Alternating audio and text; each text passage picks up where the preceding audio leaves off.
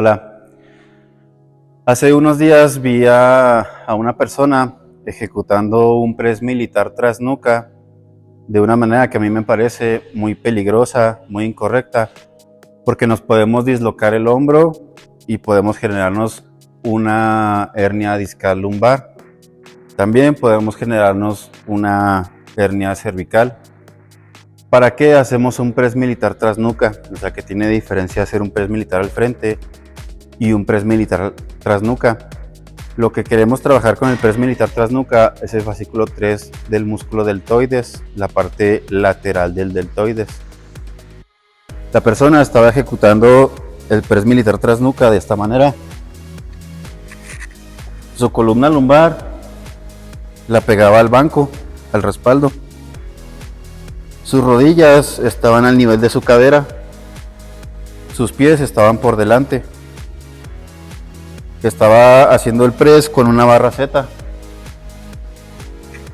y hacía el movimiento hasta la mitad.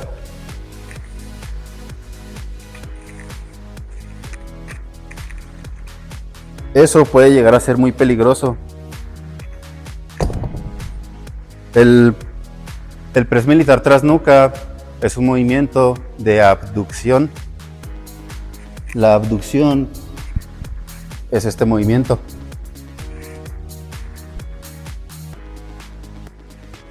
Ese movimiento se da en el eje anteroposterior. Si yo roto el brazo, eso sigue siendo una abducción, porque sigo estando en el eje anteroposterior y mi plano de movimiento es el plano frontal. Ahora, ese movimiento tiene fases. La fase de 0 a 60 grados, la fase de 60 grados a 120 grados y la fase de 120 grados a 180 grados.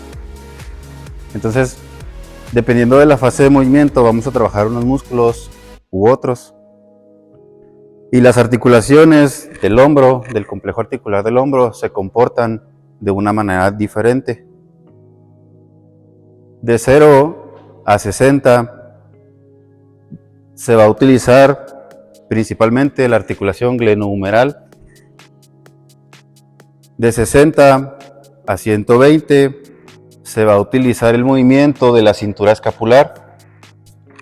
Y de 120 a 180 se va a utilizar el movimiento del raquis. En conjunto conseguimos 180 grados de movimiento. Esas fases están conceptualizadas de 0 a 60, de 60 a 120 y 120 a 180. Pero en la práctica esos grados pueden cambiar.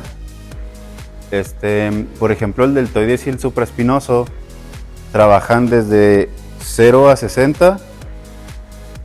Están conceptualizados como 0 a 60. Pero esos músculos son capaces de trabajar hasta 90 grados.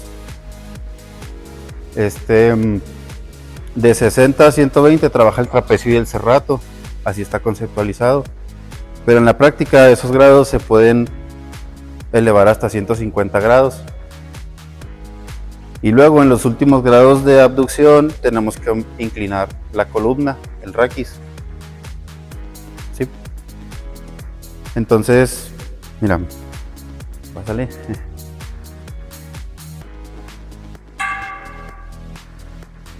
Todas las curvas tienen un lado que es cóncavo y otro lado que es convexo. En la columna tenemos la zona cervical, la zona dorsal y la zona lumbar. Este lado vamos a decir que es el lado anterior o frontal y este lado vamos a decir que es el lado posterior.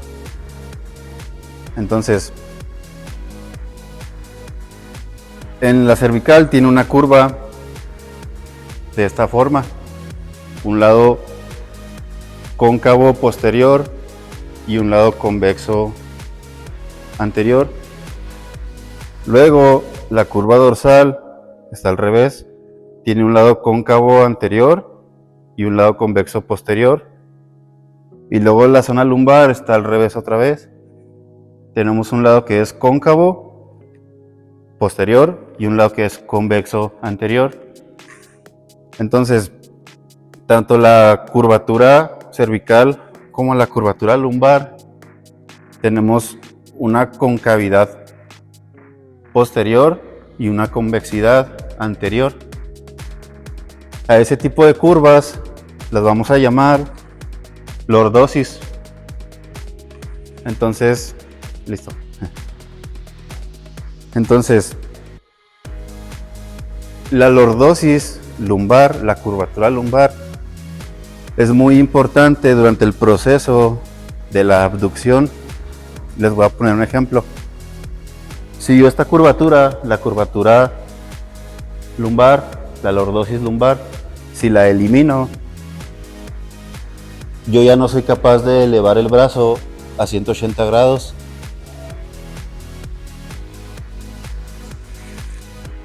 En cambio, si yo mantengo la lordosis e incluso la exagero y la convierto en hiperlordosis, ahí sí soy capaz de elevar el brazo. ¿Sí? Entonces, la curvatura lumbar es muy importante tanto en abducción como en flexión. Si yo elimino esa curvatura, me puedo dislocar el hombro. Porque como les dije, la abducción y la flexión no solamente es el movimiento del miembro superior, sino que también tiene que ver con el movimiento de la cintura escapular y con el movimiento del raquis. Entonces, por cadenas, la articulación del hombro es es el eslabón de la cadena más débil. Entonces, si yo elimino esa curvatura, me puedo dislocar el hombro. Les voy a poner un video de ejemplo de una persona que se dislocó el hombro por eliminar la curvatura lumbar.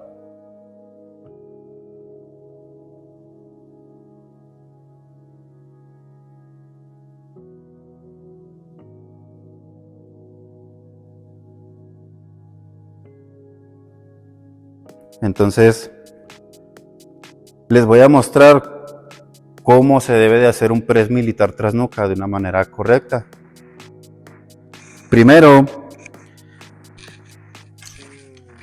voy a agarrar una barra olímpica para hacer un ejemplo. Primero debemos de posicionar la barra a nivel de la cabeza y debemos de buscar que el agarre forme 90 grados del brazo. Entonces, cuando los brazos formen aquí 90 grados, ese va a ser mi agarre, ¿sí? Para mantener el movimiento en el eje anteroposterior en el plano frontal. Eso es lo primero. Tenemos que encontrar el agarre, que es a 90 grados. Ahora, la barra, voy a usar una barra recta y no una barra Z. ¿Por qué? Porque la barra la tengo que descansar sobre mi trapecio para no lastimarme las cervicales. La persona que yo observé estaba haciendo el movimiento hasta aquí, hasta la mitad, y luego subía. Eso es mucha presión para las cervicales. Entonces, lo que yo voy a hacer es que la barra la voy a descansar en mi trapecio, como si fuera a hacer una sentadilla. Ahora, ¿cómo me voy a sentar? Para mantener la lordosis lumbar, voy a eliminar el respaldo. Voy a usar un banco sin respaldo. La columna lumbar la voy a arquear en lordosis e incluso la voy a exagerar en hiperlordosis. Los pies los voy a poner por detrás, apoyados en los metatarsos, elevando el talón. Esto es para que mis rodillas estén por debajo del nivel de mi cadera y así poder asegurar la lordosis lumbar. Entonces, la cabeza al frente y la vista al frente, sin estar moviendo la cabeza. La barra descansada aquí sobre mi trapecio y las rodillas por debajo de mi cadera para mantener la lordosis. Y ahora voy a ejecutar el press. Descanso sobre el trapecio. Contacto con el trapecio. Mantengo el movimiento lo más posible en el plano frontal, en el eje anteroposterior. ¿Sí? Ahora, ¿qué tanto voy a bajar y qué tanto voy a subir? Pues eso depende de lo que quiera trabajar. Si yo quiero trabajar de la manera más aislada posible el deltoides, voy a subir hasta 90 grados. Y como máximo 120.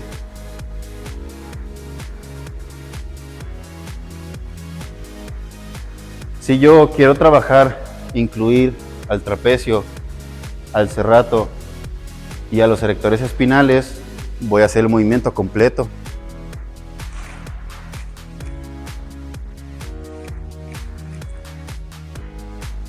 Y si yo solamente, si tratara de aislar lo más posible el serrato y el trapecio, más o menos desde aquí hasta aquí,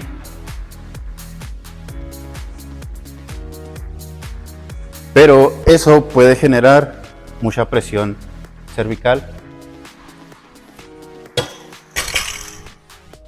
Les voy a poner otro ejemplo en la máquina Smith de cómo poder ejecutar el press militar tras nuca de una manera correcta. Algo que me gusta de usar la máquina Smith para hacer un press militar tras nuca es que podemos conseguir un movimiento casi perfecto en el plano frontal, en el eje anteroposterior. Acuérdense que el press militar tras nuca es una abducción, ¿sí? Entonces la abducción se da en este eje, en el eje anteroposterior. El plano de movimiento es el plano en el que la barra se mueve hacia arriba y hacia abajo. O sea, el plano frontal sería este. ¿Sí? Entonces la máquina Smith me permite tener un movimiento muy controlado y casi perfecto sobre el eje anteroposterior y el plano frontal. Si yo quisiera hacer un press militar de pie en esta máquina, ¿cómo lo voy a hacer? Igual que como les expliqué ahorita, lo primero que debemos de hacer es buscar el agarre, la anchura del agarre. Igual voy a posicionar la barra a nivel de mi cabeza. Voy a buscar 90 grados en el agarre y voy a colocar la barra en mi trapecio como si fuera a hacer una sentadilla. ¿Sí? Entonces acomodo el centro de gravedad con mis pies por debajo de la barra como si fuera a hacer una sentadilla, y ahí ya tengo mi punto de inicio para el press militar tras nuca en una máquina Smith. ¿Sí? Entonces aquí ya solamente depende de si quieres hacer el movimiento completo o si quieres hacer el movimiento más enfocado a deltoides.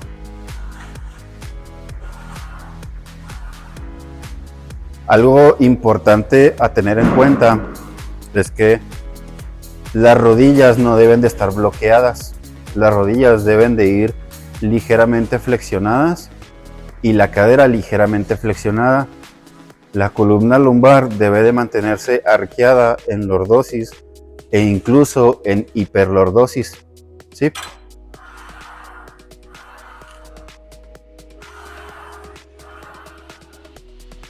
La cabeza no se mueve hacia los lados, ni hacia arriba, ni hacia abajo. La vista al frente.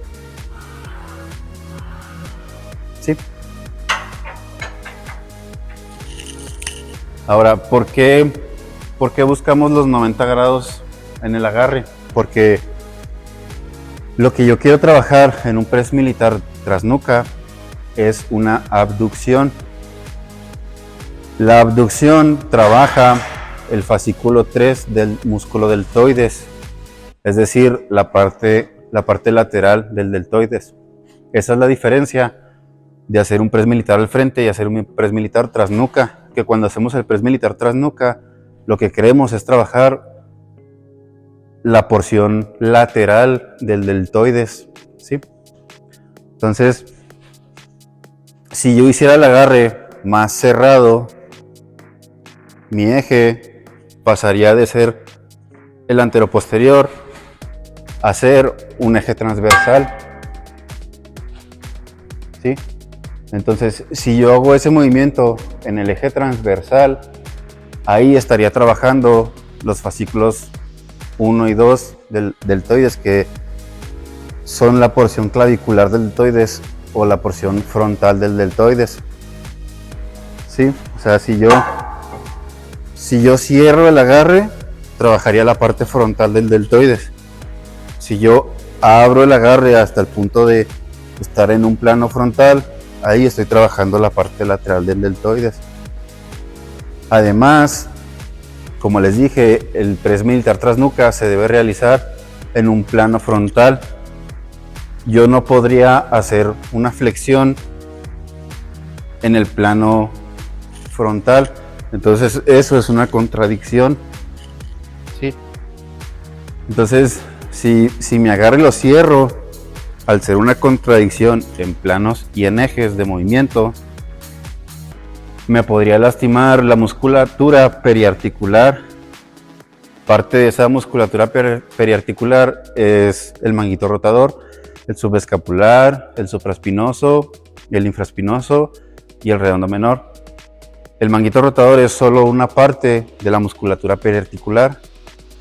La musculatura periarticular es la musculatura que evita que tu hombro se disloque. Entonces, si tú generas movimientos contradictorios, te puedes lastimar esa musculatura.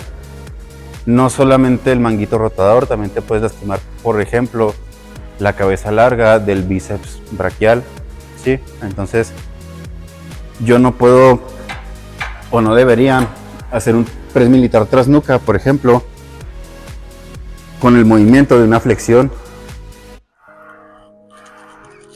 ¿sí? Eso me va a lastimar la articulación de los hombros.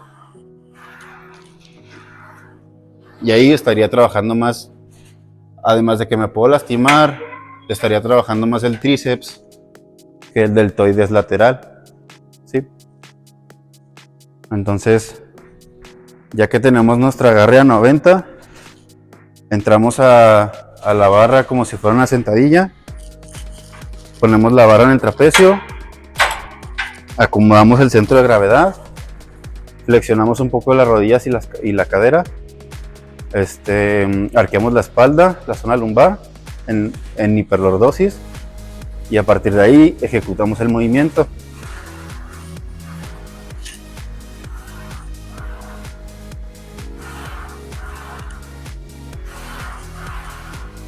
¿Sí?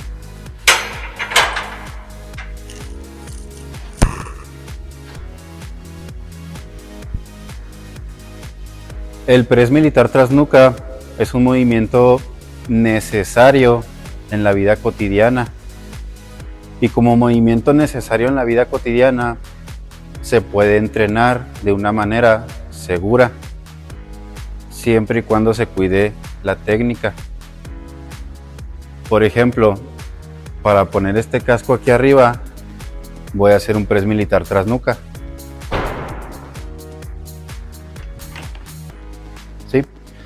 O sea, el press militar tras nuca no simplemente es un movimiento que se puede hacer, sino que es necesario en nuestras vidas. Simplemente tenemos que cuidar la técnica con la que lo realizamos.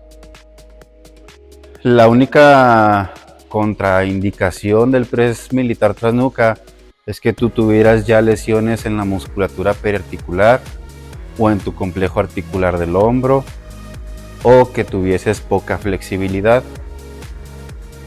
Pero generalmente, normalmente es un movimiento cotidiano que todos hacemos con seguridad y que se puede entrenar con seguridad.